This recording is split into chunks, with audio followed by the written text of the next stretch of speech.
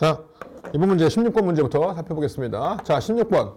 다음 내용이 발표된 시기. 옆에서 찾는 건데 이 내용 뭐예요?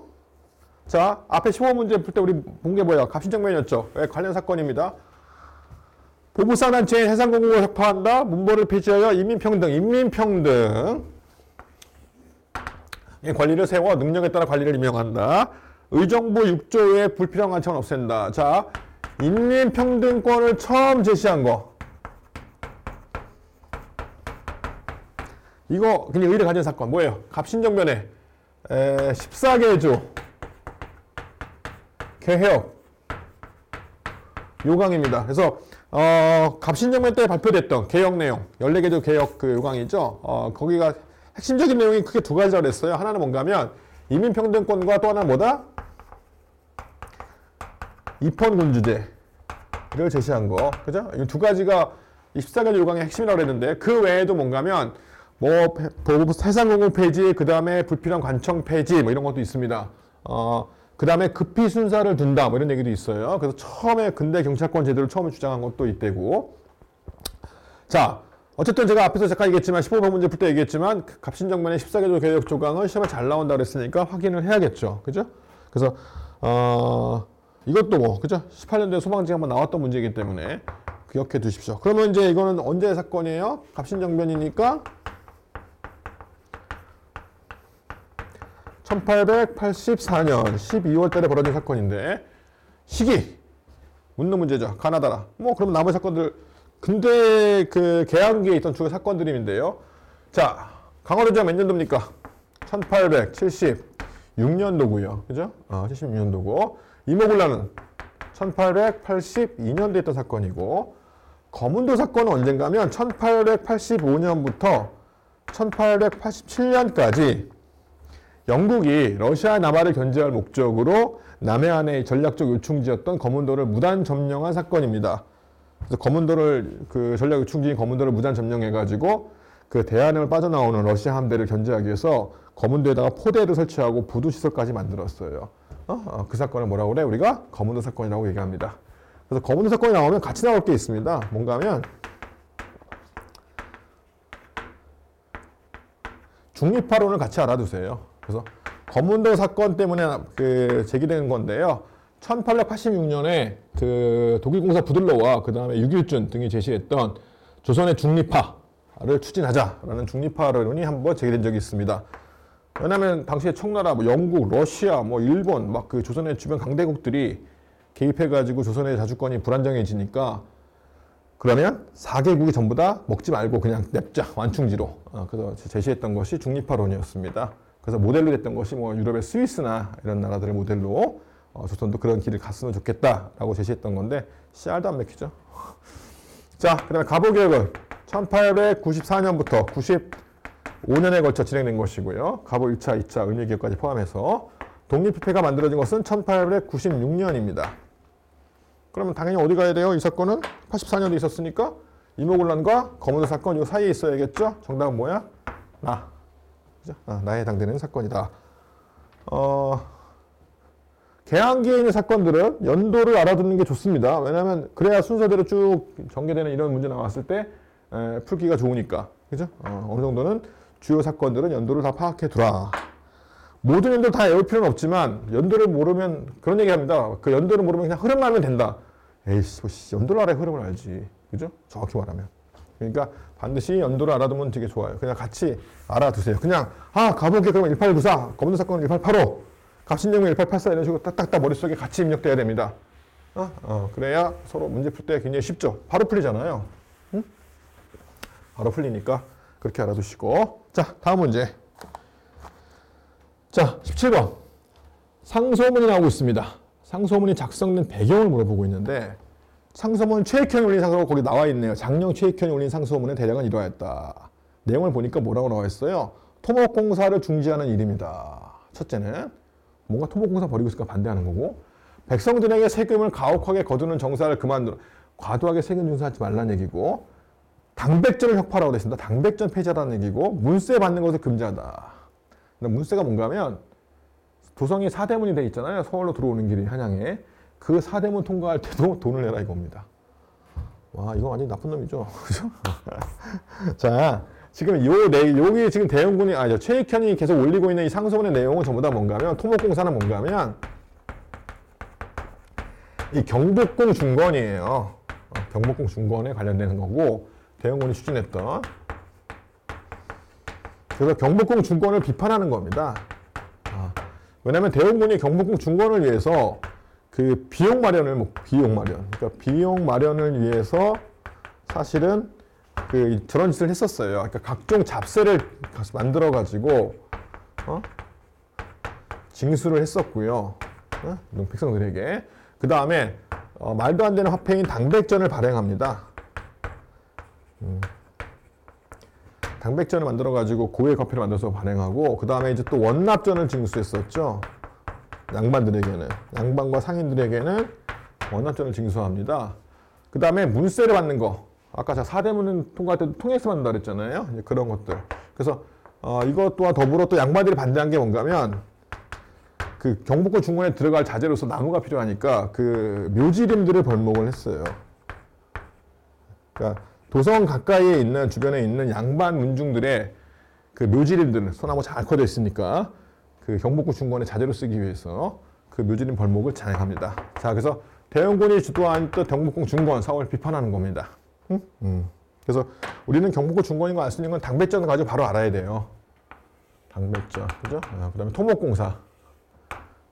그래서 최익현이 상소문을 올린 건 두 번인데요. 이때 한번 올렸었고요.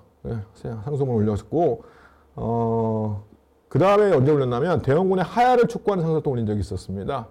1813년에 그한테 올렸었고요. 그 다음에 최익현은 당시 그 유생의 대표 주자입니다. 아주 깐깐한 사람이죠.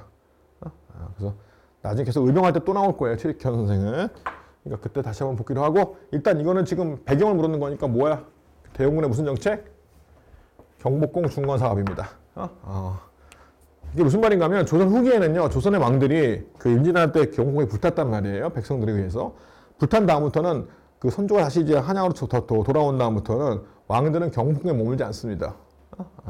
원래 경복궁에 머물지 않고 창덕궁에 머물렀어요. 창덕궁에. 창덕궁에 계속 머물렀기 때문에 대원군은 왕권 강화를 상징적으로 보여주기 위해서는 왕이 사는 궁궐을 다시 한번 전면적으로 청나라의 자금성만큼은 아닐지라도 그 정도는 다시 있어야 된다. 그래가지고 왕의 권위를 내세우기 위해서 경복궁 중건 사업을 전개한 겁니다. 막대한 돈이 들어가니까 당백전 징수라든가 원납전 징수라든가 당백전 발행 원납전 징수 그다음에 각종 잡세 징수 노동력 동원 등등 해가지고 그죠? 당시 백성들의 불만이 굉장히 많이 증가해요. 오죽하면 경복궁 탈영이 나왔겠습니까? 그죠? 그 정도로 지금 경복궁 중건은 당시에 그 많은 불만을 불러왔다. 자, 조선친이 유포된 거는 아까 설명드렸습니다. 2차 수신사로 갔던 김홍집이 갖고 들어왔다고 그랬죠. 그러니까 이거는 유포된 건 1880년 이후라고 보면 되죠.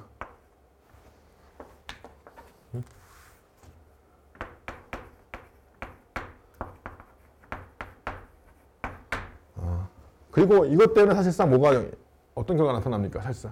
제가 아까 뭐라 했습니까? 조선책의 핵심 내용은 뭐라고 그랬죠? 친중국, 결일본, 연밀론이라고 그랬잖아요. 중국과 어차피 외교관계 맺고 있는 거고, 주공 관계를 맺고 있었고, 일본과도 어차피 개항을 했었고, 미국과 핵심입니다. 러시아 견제를 위해서. 결과적으로 이것이 뭘로 이어졌죠? 조미, 수호, 통상조약으로 이어집니다. 그래서 조선 침략의 영향으로 사실상 나중에 2년 뒤에 그것이 도입된 2년 뒤에 미국과의 수교로 이어졌다. 서양 국가로 이제 최초의 수교죠. 그 다음에 아가파천은 을밀사변으로 그죠? 을밀사변 1895년에 있었던 을밀사변으로 경복궁에 사실상 갇혀있던 고종이 뭐 하는 거야? 일본의 간섭도 벗어나기 위해서 러시아 공사관으로 처서를 옮긴 사건이죠. 1896년 2월에 발생했습니다. 그 다음에 조청 상민 수령후의 장정은 이모군란 이후에 체결된 거예요. 그래서 1882년 이모군란과 관련돼서 알아두십시오. 이모군란의 결과라고도 볼 수 있습니다. 어쨌든 직접적인 결과는 아니지만 이모군란 때문에 청나라 군대가 들어왔고 청나라 군대가 조선 정부에 강제했던 것이 뭐다? 조청 상민 수령무역 장정입니다. 일본과는 재물포 조약, 청나라와는 조청 상민 수령무역 장정과 장정을 체결하였다. 그래서 이것은 이모군란의 결과. 당시 이모군란의 결과, 그러니까 이모군란에 주도했던 99인이 의도한 건 아니지만 실제로 나타난 결과입니다. 그러니까 같이 알아두시라는 얘기. 자, 그래서 여러분이 여기까지는 경복궁 중건과 관련돼서 같이 알아두십시오. 자, 그래서 이 사건은 경복궁 중건을 반대하는, 비판하는 면함 최익현 선생의 상소문이었다라고 알아두시면 되고, 자, 그래서 대원군 때 있었던 경복궁 중건 사업 하나 체크해봤습니다. 자, 다음 문제. 우리 다시 조선시대로 돌아가 볼까요? 자, 가와 나의 사실로 옳은 거 찾는 건데, 자, 가는 뭐고 나는 뭐냐 이거죠. 자, 가는 보니까 의정부의 서사를 나누어 육조에 기소시켰다. 처음에 왕은 의정부의 권한이 막중함을 염려하여 이를 혁파할 생각이 있었지만 신중하게 여겨 서두르지 않다가 이때 이로 단행하였다. 의정부가 간장한 것은 4대 문서와 중재수 심의뿐이었다. 의정부의 권한을 약화시키고 있습니다. 그죠? 그리고 의정부의 그 각종 일들을 나눠가지고 육조에 기소시켰어요. 육조의 권한이 강해지고 있죠. 그죠? 근데 이건 뭐야 그러면은 뭔가 육조 역할이 강해졌다 그랬어요. 이것은 육조 직계제를 보여주는 겁니다. 조선 정치 구조 특성상 있었던 특징 중에 육조 직계제를 물어보는 거고, 그 다음에 나는 뭐냐면 육조는 각기 모든 직무를 먼저 의정부에 품위하고, 그 다음에 의정부는 가부를 헤아린 뒤에 왕에게 아뢰요. 왕의 도장을 받는다. 받아서 뭐 한다? 육조에 내려 보내 시행한다. 육조를 사실상 총괄하고 있는 게 누구죠? 의정부죠. 그죠? 그래서 이거는 이제 뭐다? 의정부 서사제를 얘기하는 겁니다. 자, 육조직계제와 의정부 서사제는 조선 전기에, 그죠? 왕과 의정부 사이, 신권과 왕권 간의 어떤 권력관계를 보여주는 정치 구조입니다. 그래서 정책결정 구조이기도 하고, 그래서 이걸 잘 기억해 두시고 두 개의 특징을 사료로서. 그리고 이거는 기본적으로 육조직계는 결국 뭐가 하는 거예요? 왕권의 권한이, 왕이 직접 육조 통제하는 거니까 왕권이 강화되는 거고, 이거는 뭐야? 신권이 높아지는 겁니다. 그죠? 그래서 육조직계제는 왕권이, 의정부 서사제는 의정부를 구성하는, 의정부가 모든 정책을 총괄하니까 왕은 도장만 찍는 사람인 거고, 그러다 보니까 왕권이 약화되는 거고, 의정부 서사제는 신권이 강화되는 거죠. 자, 이거를 주도했던 왕은, 처음 실시한 왕은 태종이었고요. 태종이었고, 그 다음에 다시 이걸 부활시킨 사람이 누군가 하면 세조였습니다. 그래서 태종과 세조 때 강력한 육조직계제가 시행됐었다 라는 거 알아주시면 되고, 그 다음에 신권이 강했던, 또는 왕권과 신권이 어느 조화를 이루었던 의정부 서사제가 완벽하게 구현된 시절은 언젠가 하면 세종 때예요. 세종 때. 그러니까 의정부 서사제가 잘 되려면 의정부를 구성하고 있는 재상들이 역량이 뛰어나야 됩니다. 좋은 재상들이 있으면 서사제가 잘 운영이 되겠죠. 근데 세종 때는 좋은 재상들이 많이 있었죠. 맹사성이라든가 또는 황희라든가 이런 좋은 재상들이 있었기 때문에 이것이 잘 돌아가긴 했어요. 자, 그러면 자, 요거 가지고 다 풀리죠. 볼까요? 1번 육조직계제입니다. 육조직계제는 무력으로 집권한 태종이 이 제도를 이용하여 초기의 불안한 왕권을 안정시켰다. 자, 육조직계는 뭐라고요? 왕권을 강화시키는 거라고 그랬습니다. 그죠? 그럼 1번 맞았죠? 다 떴네 벌써. 그죠? 떴어요? 떴죠. 그죠? 그 다음에 2번 볼까요? 육조직계제는 세종이 안정된 왕권과 경제를 바탕으로 이 제도를 시행한, 자, 왕권과 신권의 조화를 추구했던 세종의 정치는 뭐라고요? 의정부 서사제입니다. 가가 아니죠. 뭐야? 나가 해당되는 거고요. 그 다음에 적극적인 불교 진흥 정책으로 원각사지 시청스톱을 건립하였다. 이게 시행된 게 언제라고요? 세종 때. 의정부 서사제가 세종 때 이거 만들었어요. 그리고 불교 진흥 정책 펼친 적 없습니다. 세종과 관련 없고요. 적극적인 불교 진흥 정책을 펼친 사람은 누구야? 그리고 원각사지 17석탑을 건립한 사람은 세조입니다. 세조는 뭐였죠? 강력한 육조직계제를 시행한 사람이라고 했죠.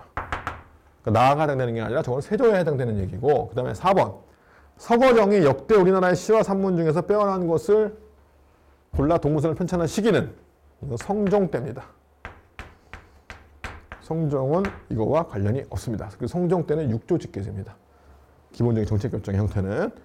그래서 이렇게 알아두십시오. 조선에서 있잖아요. 육조직계제가 시행된 것은, 그러니까 의정부 서사제가 시행된 것은 사실상 세종대밖에 없어요. 물론 의정부서사제가 잠깐 동안 중종 때 잠깐 부활한 적은 있습니다. 중종 때 잠깐 반짝 부활한 적이 있었는데 이게 뭐야? 그렇다고 해서 계속 시행된 것은 아니에요. 지속적으로. 그러니까 지속되지는 못했다.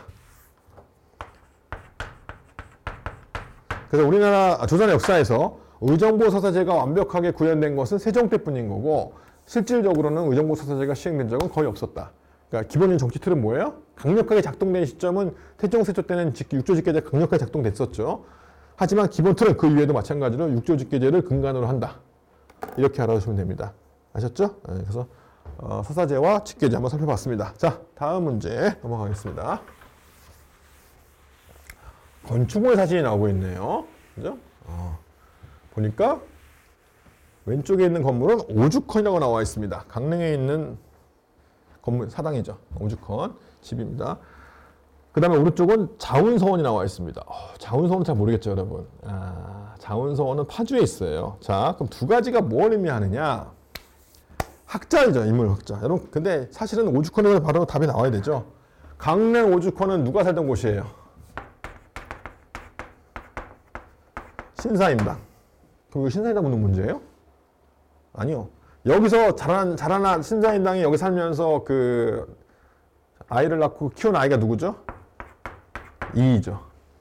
율곡이입니다. 그래서 이거는 율곡이를 묻는 문제입니다. 그 다음에 자운서원은 뭘까요? 이거 파주에 있어요. 이거는 이의 학문을 기리기 추모한다 그러잖아, 그죠? 이의 사상과 학문을 추모하기 위해서 건립한 서원이 뭐예요? 자운서원입니다.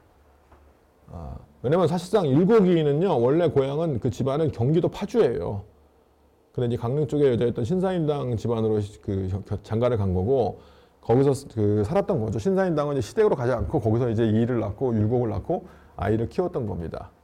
이때는 16세기만 해도 남기 여가원이었기 때문에 기본적으로 뭐다? 아까 잠깐 설명드렸죠. 가부장제 설명하면서 혼인 풍속이 뭐야? 여성 중심으로 가는 혼인 풍속이 일반적이었습니다. 그래서 율곡이의 엄마였던 신사임당도 뭐예요? 결국 자신의 고향인 집이 있는 강릉 오죽헌에서 율곡이를 양육을 했던 거죠. 원래 그 집은 어디라고? 이의 고향 그 본가의 집안은 경기도 파주입니다.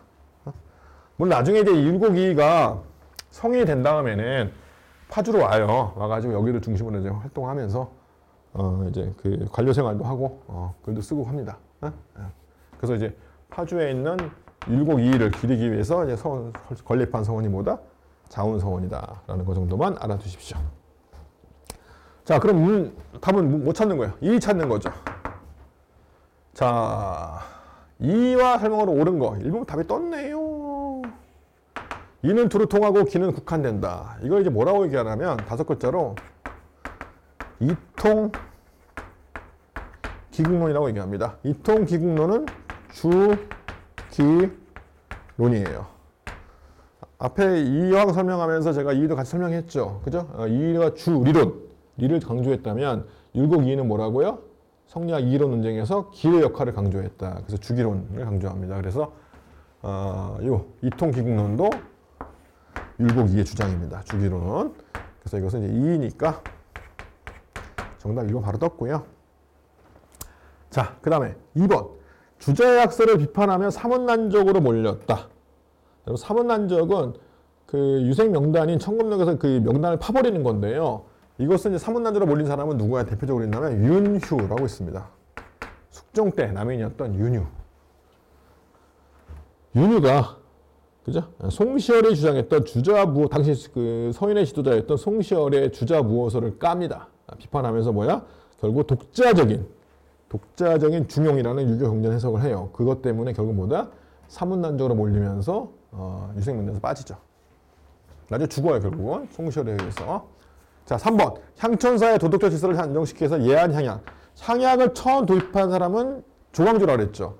자, 조광조의 뒤를 이어서 향약을 전국적으로 확산시키는 데 기여한 사람은 율곡 이와 퇴계 이황입니다. 그런데 이 예한 향약은 이황이 주례해서 만들어가지고 그 확산시킨 거고요. 율곡 이는 해주 향약을 실시합니다.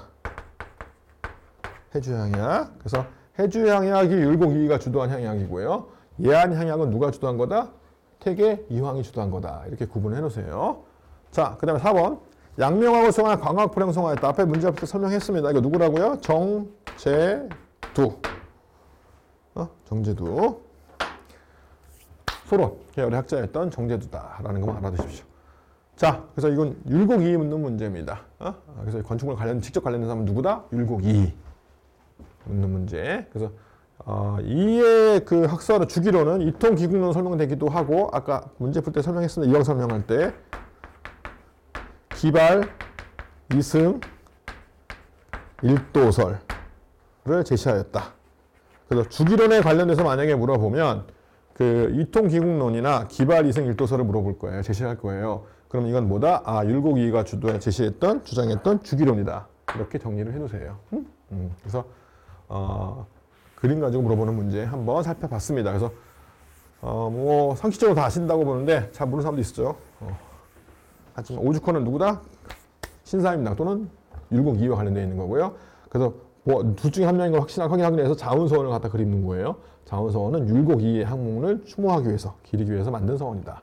이렇게 알아두십시오. 자, 그 다음에 20번.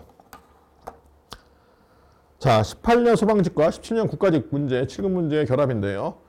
자, 조약입니다. 조약인데 이 조약의 배경을 물어보고 있습니다. 배경. 잘 보시면 이게 무슨 조약인가 볼까요? 무역을 목적으로 조선국에 오는 미국이 나오고 있습니다. 미국. 자, 미국 상인은 관세를 낸다. 그 다음에 본조약에 의해 부여되지 않은 어떤 권리나 특혜를 다른 나라에 허가할 경우 이와 같은 권리나 특혜는 미국 관민과 상민에게도 무조건 균점된다. 우리 이걸 뭐라고 불러요?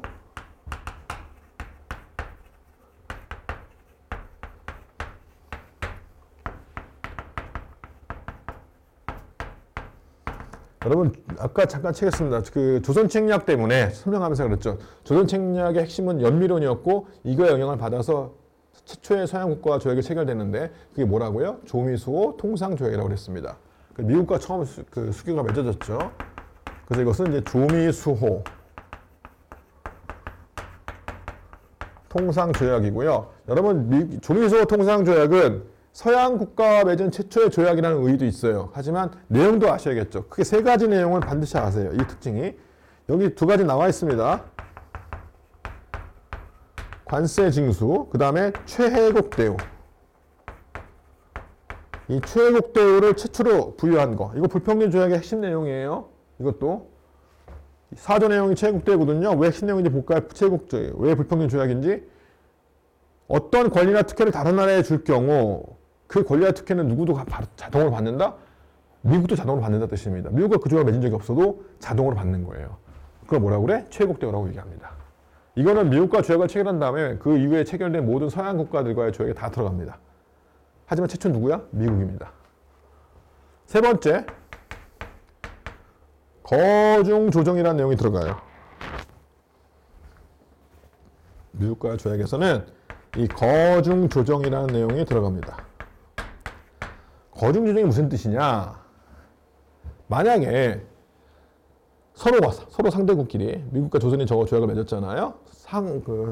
수호 통상조약이니까 상호 수호 통상조약인데 제3국으로부터 만약에 각종 위협이나 침략을 받을 시 서로 도와준다라는 개념입니다. 그게 거중조정이에요. 근데 우리가 미국을 도와줄까요? 아니죠. 누가 누굴 도와줘? 그쵸. 미국이 조선을 도와줄 수 있는 장치를 마련한 겁니다. 이거는 이 조약은 사실상 청나라가 중재를 했는데요. 청의 중재로 체결된 건데 청나라가 주장해가지고 저게 들어간 거예요. 거중조정이. 왜냐하면 여차하면 조선의 일본이나 러시아 세력들이 침략할 시에 그죠? 자동으로 미국이 개입해가지고 조선에 개입할 수 있는 장치를 마련한 겁니다. 이것이 이제 거중조정이라는 내용인 거고 이건 비슷한 내용이 지금도 미국과 조약은 있죠. 우리나라에. 뭐가 있어요? 한미상호 방위조약이죠. 1960년대 체결됐던 한미상호 방위조약에 보면 그죠? 한반도 전쟁이 발생할 때 미군이 자동 개입 조항이 들어가 있습니다.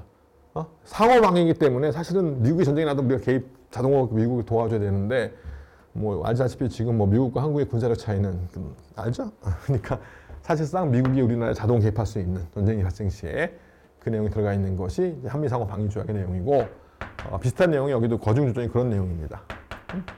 그런 내용이라는 것만 알아두십시오. 그래서 이것은 결국 뭐와 관련돼 있죠? 배경이니까 미국과의 그 연미론을 최초로 지시했던 조선 책량의 영향 때문에 체결된 거다. 1880년에 2차 수신서를 일본에 갔었던 김용집이 갖고 들어왔고요. 그 영향으로 2년 뒤에 뭐다? 결국은 청해 알선으로 인해서 조약이 체결됐다. 자, 그 다음에 1번. 조선과 영국의 통상조약 체결은 1883년의 얘기고 이거 관련 없습니다. 러시아를 견제하기 위한 일본이 아니라 아까 제가 누가 선했다고 그랬어요? 이 조약은? 청나라가 선했다고 그랬죠? 일본이 아니라 누구야? 청나라입니다. 그 다음에 조선의 중립화론이 대두됐다. 조선의 중립화론이 대두된 건 언제라고 그랬어요? 1886년. 아까 6.1준, 부들러 이 두 사람이 중립화론을 제시했다고 그랬죠. 왜 제시했죠? 이 사건이 발생한 이유는?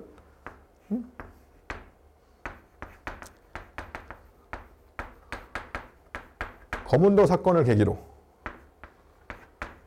거문도 사건을 계기로 중립화론이 대두가 됐다라고 말씀드렸습니다. 그래서 영국이 거문도 무단 점령하면서 이제 그 조선을 둘러싼 열강들의 침략으로부터 조선이 그 자주권을 지키기 위해서는 중립국이 되는 것이 필요하다라고 독일 공사 부들러 6.1준 이런 사람들이 제시했었죠. 자, 그래서 이거는 미국과의 조약 체결에 관련된 거기 때문에 이렇게만 확실히 기억해 두십시오. 요 두 가지 제시문의 조항은 하나는 관세 징수의 조항 5%의 세를 낸다라고 되어 있거든요. 5%의 관세를 서로 상호 내기로 수출입 물건에 대해서 그다음 최국 대우 거중 조정 이렇게 꼭 체크해 놓으시고 이건 누가 했다고? 청나라가 알선 중재했다. 그리고 체결된 것은 제물포에서 체결되었다. 여기까지는 알아두십시오. 서양 국가와 맺은 최초의 조약이기 때문에 조미소 통상조약은 잘 냅니다. 가끔 잘 내고 그다음에 요것들은 나중에 최국 대우라든가 이런 것들은 그 이후에 서양 국가와의 조약에 다 포함이 돼요. 알았죠? 이후에 그렇게 해서 같이 알아두시면 되겠습니다. 자, 그래서 20번 문제까지 살펴봤습니다. 그래서 3회 20번. 자, 조선 후기와 근대 개항 전후 시기의 그 개항의 발전 시기를 문제를 같이 묶어서 봤습니다. 그래서 여기까지 일단 보시고 자, 다음부터는 이제 뭐다? 완전히 이제 개항 이후에 이제 근대사의 전개 파트의 문제들을 중심으로 독립운동사까지 살펴보겠습니다.